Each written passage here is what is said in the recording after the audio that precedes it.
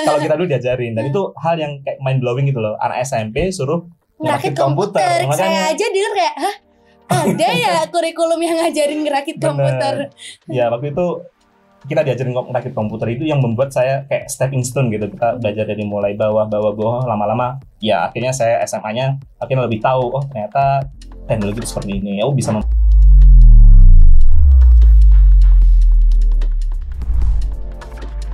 Hai Sobat Snesma, gimana nih kabarnya Sobat Snesma? Setelah sekian lama nggak launching podcast terbaru, masih ingat kan siapa aku? Oke, aku kenalin ulang aja ya. Namaku Atia Najla Humairah, biasa dipanggil Lala dari kelas 9D. Di segmen kali ini beda nih sama segmen-segmen sebelumnya. Kalau di segmen sebelumnya kita berbincang-bincang, ngobrol asik sama anak-anak berprestasi dari SMP Negeri 1 Magetan. Nah, di podcast kali ini kita akan ngobrol asik sama alumni berprestasi dari SMP Negeri 1 Magetan. Kalau Sobat Snesma ingat, sebelumnya kita juga udah ada podcast nih dengan segmen yang sama, yang dimana alumni itu kalau nggak salah dari Universitas Gajah Mada. Jadi nanti Sobat Snesma yang belum nonton bisa dicek ya di video sebelumnya. Oke, halo Kak. Halo. Bisa perkenalan diri dulu ke Sobat Snesma? Oke, terima kasih. Sebelumnya tadi namanya Lala ya, panggilannya Lala ya, dari kelas 9D.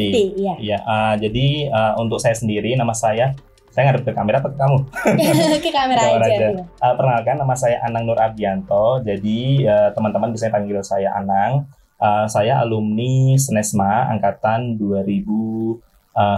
Jadi saya masuk itu tahun 2008. Sudah berapa tahun nih kalau saya 2011 lulus? Sekitar 14 tahun ya? Iya, berarti seumuran saya sih. Oh, Lala 11 tahun. Saya 2010 ya. 2010 berarti 15 tahun ini. Iya. Akan 15 tahun.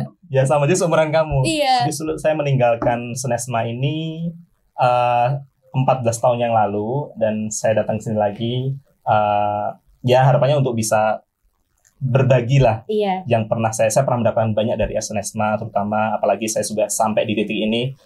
Tidak mungkin lah terlepas tidak mungkin dari sumbangsi dari Snesma juga. Saya pernah dididik di sini, saya pernah besarkan di sini, maka harapannya lah kalau istilahnya orang Jawa itu kacang tidak lupa kolongnya kayak gitu. Benar, atau lanjaran ya, saya lupa istilahnya itu bahasa Jawa gitu.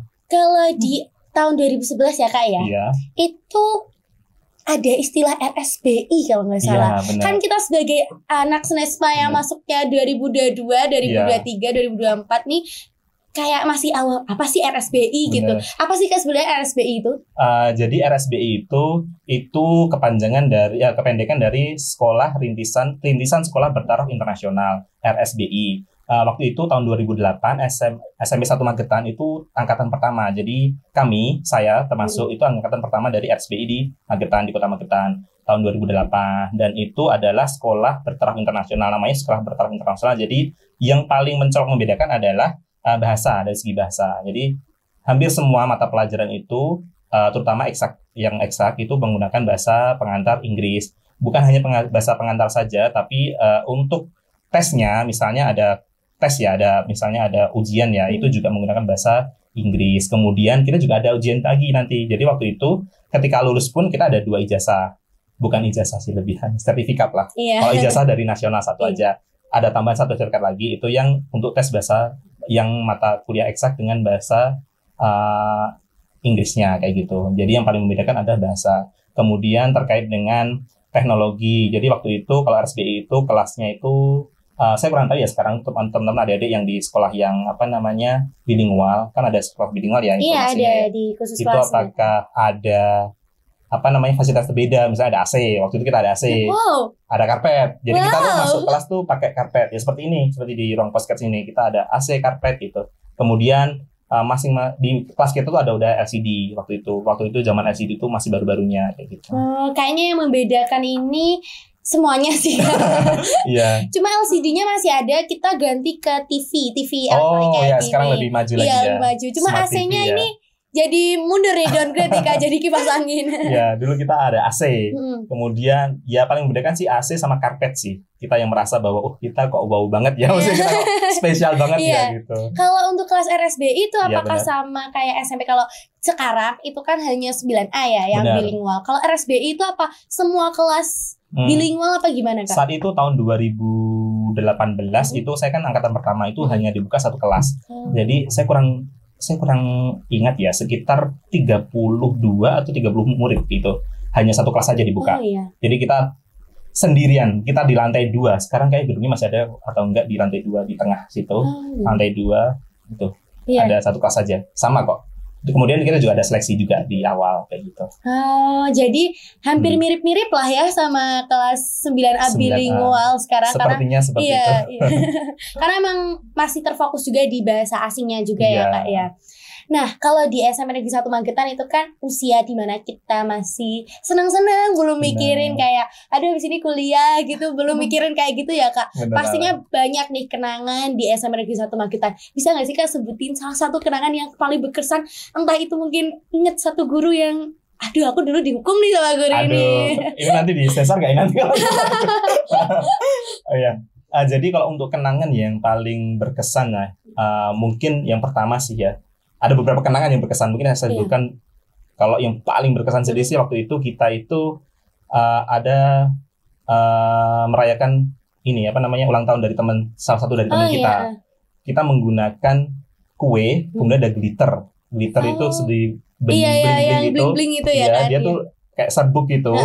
Dan karena teman-teman tuh waktu itu nggak tahu konsekuensinya, kita masih SMP ya, kita nggak tahu kalau konsekuensi glitter ketika ditebar itu sangat parah kemana-mana. Apalagi saat itu kelas kita itu karpet. Jadi yang terjadi adalah kita merayakan itu, tapi setelah itu kita kerja bakti. Kenapa kerja bakti? Karena kita lepas itu di karpet. Jadi semua itu kotor semua, akhirnya dimarahin sama guru lah gitu. Saya nggak mau nyebutkan gurunya. Kita harus beresin itu semua sampai bersih. Kita juga vakum juga. Di vakum pun juga masih ada yang masih glitter-glitter di bawah karena karpet. kecil-kecil banget. Bener. Gitu ya kayak emang. Apalagi karpetnya kan nyangkut-nyangkut gitu. Jadi kalau kita melihat ini kayak kita di luar angkasa ya, dari bintang-bintang gitu. Emang SMP tuh kayaknya menurut saya juga SMP tuh kayak seru banget, fun banget gitu masa. Fun banget itu. Terus Kak, pastinya Kak Anang ini udah sekolah di Taiwan ya sekarang ya. Pastinya di SMP itu banyak sekali prestasi yang diraih. Apalagi seperti Abian yang saya kalau satu kegiatan sama Abian, itu Abian tuh kayak wow, gila teknologi sekali Kak. Maksudnya gila teknologi, dia tuh paham betul, gak gaptek, entah itu dari live streaming dan lain sebagainya. Itu yang ngatur Abian.